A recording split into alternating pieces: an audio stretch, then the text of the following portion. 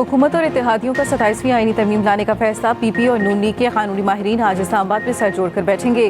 27वीं तरमीम पर मौलाना फजल रहमान और नवाज शरीफ को एतमाद में लिया जाएगा। वज़ीर आज़म शहबाज शरीफ और बिलावल भुट्टो की मुलाकात की अंदरूनी कहानी सामने आ गई। मुलाकात में तरमीम के लिए दोबारा 2/3 अक्सरियत हासिल करने पर मुशावरत की गई। ज़राए के मुताबिक नून लीग और पीपल्स पार्टी का पार्लियामेंट को मुतहरिक करने का भी फैसला। मुलाकात में नए चीफ जस्टिस के हल्फ उठाने के बाद की सूरत हाल पर भी गुफ्तगू। बिलावल भुट्टो जरदारी ने कहा, जमहूरियत और पार्लियामेंट की मजबूती के लिए मिलकर चलेंगे। गैर जमहूरी ताकतों का रास्ता रोकने के लिए 26वीं आईनी तरमीम कारगर साबित होगी। वज़ीर आज़म ने कहा, 26वीं आईनी तरमीम की मंजूरी का क्रेडिट तमाम इत्तेहादी जमातों को जाता है। पहले भी अवामी खिदमत से पीछे नहीं हटे, ना ही अब पीछे हटेंगे।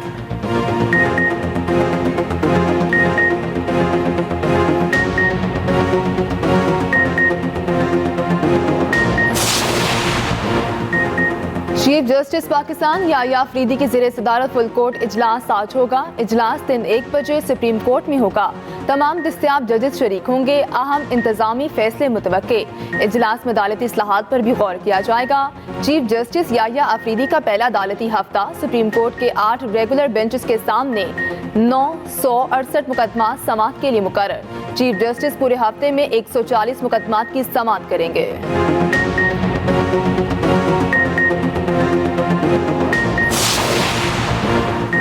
पीटीआई का बाज़ाब्ता तौर पर जुडिशल कमीशन ऑफ पाकिस्तान का हिस्सा बनने का फैसला। पार्लियामान के दोनों ऐवानों से अरकान नामजद करने पर इत्तफाक। पाकिस्तान तहरीक इंसाफ की सियासी कमेटी के खुसूसी इजलास का एलामिया। कहा, फैसला तौसीक के लिए कोर कमेटी और हतमी मंजूरी के लिए बानी पीटीआई के रूबरू पेश किया जाएगा।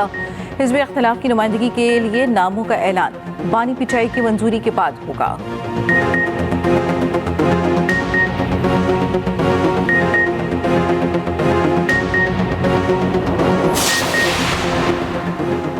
वज़ीर दिफा ख्वाजा आसिफ का कहना है, काजी फैज ईसा पर पीटीआई टोला तोसी का इल्जाम लगाता रहा।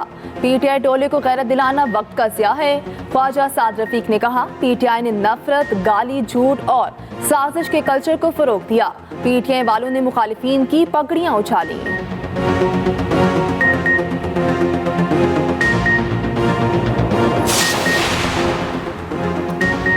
कराची डिफेंस के रेस्टोरेंट में टेबल के लिए 2 अफसरान के खानदान आपस में लड़ पड़े। दोनों तरफ से खवातीन ने एक दूसरे पर थप्पड़ों की बरसात कर दी। पुलिस ज़राए के मुताबिक झगड़े में शामिल एक फैमिली बड़े अफसर की है। फिरैन ने थाने में सुलह कर ली।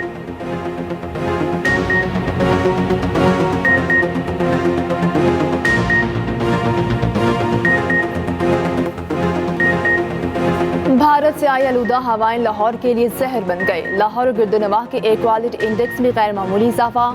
गुज़श्ता रोज AQI 700 रिकॉर्ड। दुनिया के आलूदा तरीन शहरों में लाहौर का पहला नंबर।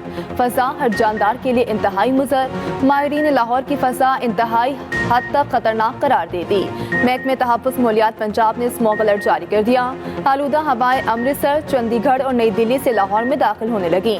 डॉक्टर्स की लाहौर के शहरियों को हर सूरत मास्क इस्तेमाल करने की हिदायत। बच्चों को बाहर खेलने से मना कर दिया। ज़्यादा स्मोक ज़दा इलाकों में सफ़र ना करने की हिदायत। आँख, नाक और गले की बीमारियां आम हो गईं। चेहरे को बार बार धोने का मशवरा। महकमे मौसमियात ने भी खतरे की घंटी बजा दी। बारिश न होने के बाद स्मोक में मज़ीद इजाफे का खदशा।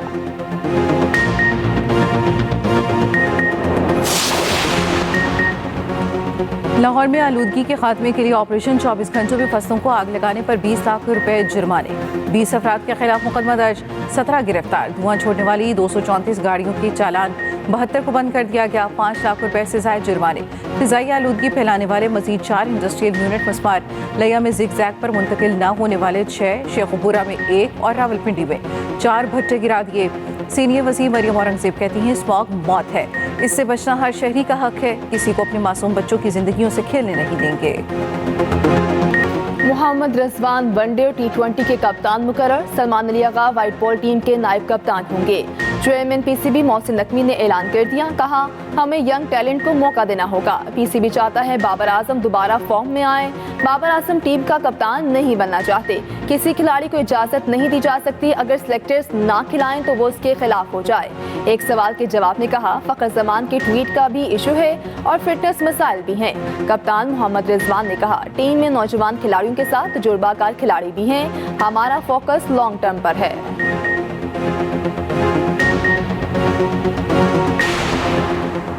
दौरे ऑस्ट्रेलिया कौमी टीम के 7 मेंबरान ऑस्ट्रेलिया रवाना। बाबर आजम, शाहीन आफरीदी, नसीम शाह, हारिस रऊफ, फैसल इकराम शामिल। टीम के बाकी खिलाड़ी आज रात ऑस्ट्रेलिया रवाना होंगे। पाकिस्तान ऑस्ट्रेलिया के खिलाफ पहला मैच 4 नवंबर को खेलेगा। कौमी टीम ऑस्ट्रेलिया के खिलाफ 3 वनडे और 3 T20 मैच खेलेगी। वनडे और T20 की क़यादत मोहम्मद रिजवान करेंगे। बाबर आजम, नसीम शाह और शाहीन आफरीदी दौरा जिम्बाब्वे में शामिल नहीं होंगे। दौरा ऑस्ट्रेलिया में कामरान गुलाम, उमैर बिन यूसुफ, सुफियान मुकीम टीम में डेब्यू करेंगे। फ़खर जमान, शादाब खान, इमाद वसीम, मोहम्मद आमिर को ज़ेर गौर नहीं लाया गया।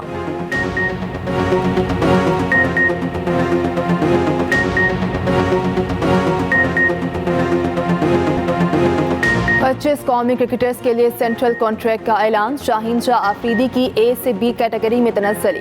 हारिस रऊफ भी बी कैटेगरी से सी में चले गए। बाबर आजम, मोहम्मद रिजवान ए कैटेगरी में बरकरार। नसीम शाह को बी कैटेगरी में रखा गया। शान मसूद का बी कैटेगरी कॉन्ट्रैक्ट कप्तानी से मशहूर। फ़खर जमान और इमामुल हक बोर्ड का एतमाद हासिल करने में नाकाम। अब्दुल्ला शफीक, शादाब खान, इब्रार अहमद, साजिद खान, सलमान आगा सी कैटेगरी का हिस्सा। साउथ शकील, नुमान अली, साइम अयूब की भी सी कैटेगरी। नुमान अली की कैटेगरी भी फिटनेस से मशहूर। Aamir Jamal, Waseem junior, Mohammad Huraira, Mir Hamza, Khurram Shahzad D category का हिस्सा। मोहम्मद नवाज, फहीम अशरफ, इफ्तिखार अहमद, हसन अली, मोहम्मद हारिस रऊफ। पहली बार 5 इमर्जिंग खिलाड़ियों को सेंट्रल कॉन्ट्रैक्ट दिया गया। खुरम शेहजाद, अब्बास अफरीदी, मोहम्मद अली, इरफान खान और उस्मान खान शामिल। फ़खर जमान को बाबर आजम के हक में पोस्ट करना महंगा पड़ गया। जारे मिजाज बैटर को दौरे ऑस्ट्रेलिया और जिम्बाब्वे से बाहर किया गया। फ़खर जमान को सेंट्रल कॉन्ट्रैक्ट भी नहीं दिया गया। फ़खर, बाबर और शाहीन से मुतल्लिक़ खबरें वेबसाइट क्रिकेट पाकिस्तान ने पहले ही शाया कर दी थी। फ़खर जमान की खबर 19 अक्टूबर, बाबर और शाहीन की खबर 20 अक्टूबर को शाया की गई।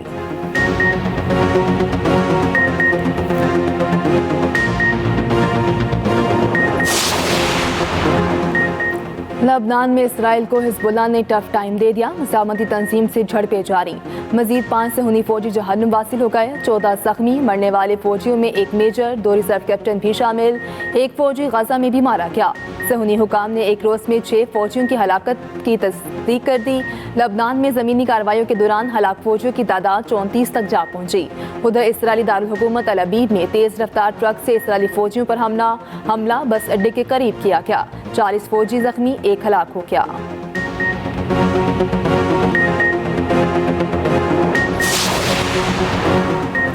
इसराइली फौज की लिबनान और गजा पर बर्बरी जारी। गजा में एक रोज़ के दौरान 47 फ़लस्तीनी शहीद हो गए। शोहदा में ज़्यादातर शुमाली गजा में निशाना बने। सेहूनी फौज ने गजा में मज़ीद 2 सहाफ़ी शहीद कर दिए। काबिज़ फौज ने नाबलिस के करीब देहात में कर्फ्यू नाफिज कर दिया। उधर मिस्र ने 4 इसराइली कैदियों की रिहाई के बदले 2 रोज़ की जंग बंदी की तजवीज़ दे दी।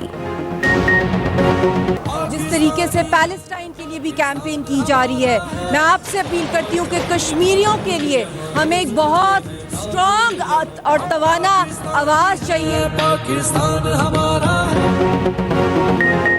जम्मू कश्मीर पर भारत के गैर कानूनी कब्जे के 77 बरस मुकम्मल।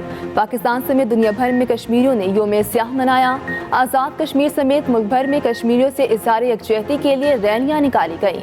सिविल सोसाइटी के अफराद, तलबा और तालिबात की शिरकत। इस्लामाबाद में रैली सायरन बजाकर 1 मिनट की खामोशी इख्तियार की गई। लाहौर, गुजरावाला, पिंड दादन खान, भक्कर, रेनाला, शरकपुर, कोयटा, पेशावर में भी रैलियाँ निकाली गईं। खैबर पख्तूनख्वा समेत कश्मीरियों से इज़हार यकजहती की करारदाद मंजूर की गई।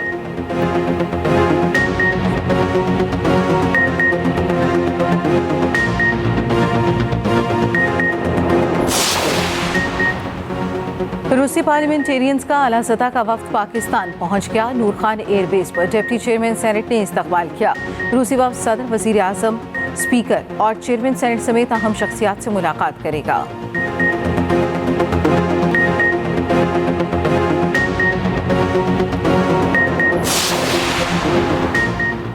उज़्बेकिस्तान में पार्लिमानी इंतखाबात। Chief election commissioner Sikandar Sultan Raja की बतौर खुसूसी मुबस्सिर शिरकत। ताशकंद में वाक़िया मुख्तलिफ पोलिंग स्टेशन का दौरा। इंतखाबी अमल का बराह रास्त मुशाहिदा किया। इंतज़ामात पोलिंग अमले की तारीफ की।